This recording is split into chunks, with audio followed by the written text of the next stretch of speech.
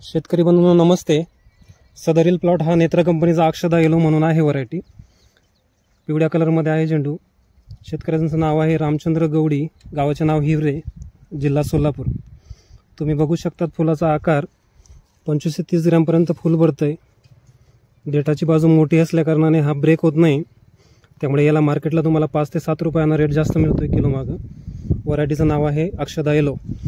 झाडाची तुम्ही उंची बघू शकतायत, मध्यम उंचीचे झाड आहे आणि फुटवे भरपूर आहेत। तोडायला इझी आहे आणि लेमन कलरमध्ये मोडत असल्यामुळे याला तुम्हाला मार्केटमध्ये हाय प्राइस जे म्हणतो आपण ते मिळतोय। फुलाची टिकवण क्षमता अधिक चांगली आहे।